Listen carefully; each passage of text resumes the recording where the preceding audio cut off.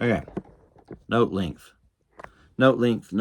It's a category I should have included in the previous video, where we were talking about how to sound expressively, right? The way to sound expressively is for in multiple categories at once. Your notes are shifting or are bouncing around within that category, right?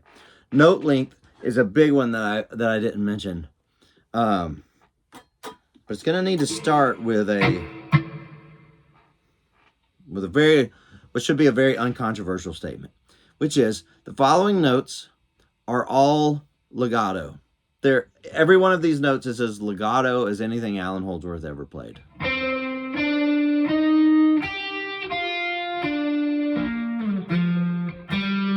Not that second to last one. Yeah. But these notes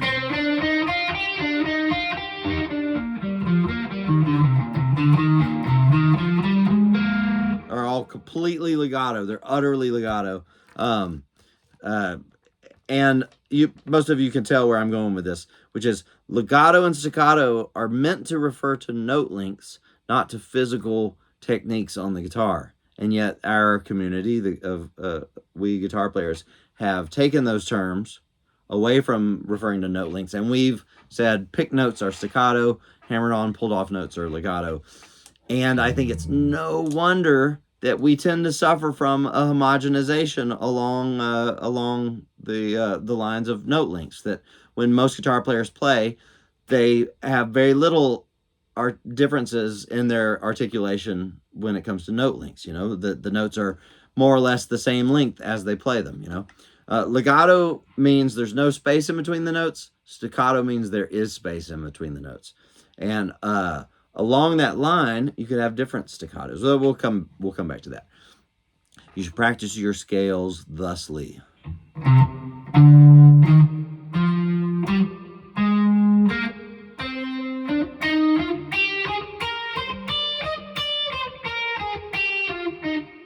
Feel the neck pick up. That's pretty bright there. Maybe 3 and 1. Short, long, short, long.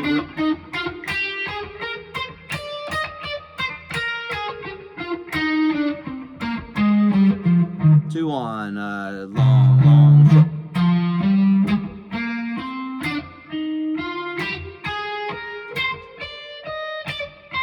And so forth, right?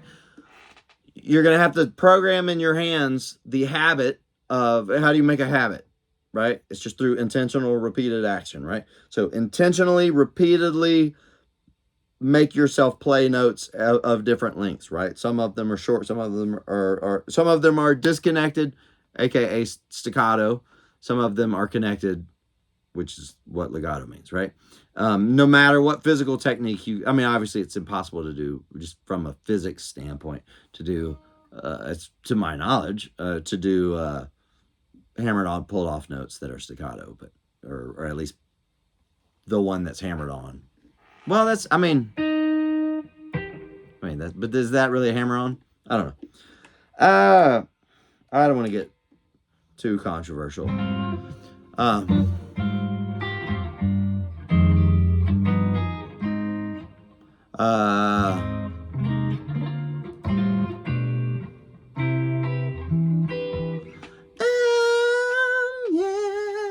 what's up? All right. So staccato, legato.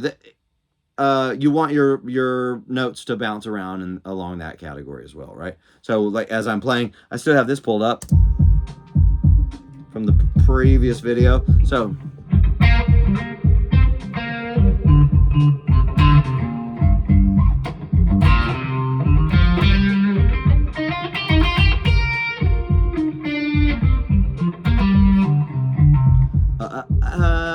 like notice the mix of longs and shorts. You should have multiple versions of staccato, though. That's going to be a common refrain from me if I keep doing these things. Thanks for the comments, especially 2 of you. I already told you who you were. Very lovely comments on the previous video, or on some of them. Some video. I think it was the previous one. I was gonna say you should have multiple. You should have a range of staccato, right? So this most people when they play staccato, it's gonna be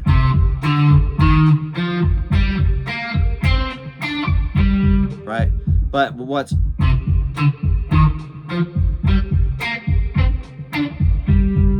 right now, if your improvising has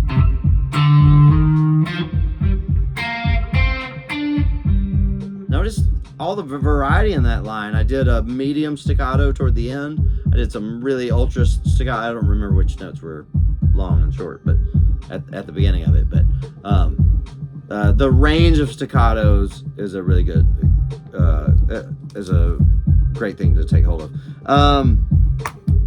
Players to listen to for this. I mean, Nile Rodgers. It's just rhythm playing. I mean, to my knowledge, but the rhythm playing, he clearly understands. He clearly is thinking about note lengths, where not all staccatos are equal, or are all the same. You know, you should have a range of staccatos. He clearly does. Mark Lettieri is as good as it gets on this. You know, his lines the notes are composed of very different lengths. He really gets that. Yeah. So I think start using the terms the right way, right? Staccato means there's space between the notes. Legato means there's not space between the notes. Practice playing in your lines notes of different lengths, different, some of them are quite connected or legato. Some of them are varying degrees of disconnected, right? The way you make anything happen in your playing is through intentional repeated action, right? Speaking of, maybe this should be its own video, but when we say style, like when an artist has a style, all you're referring to there is a set of habits.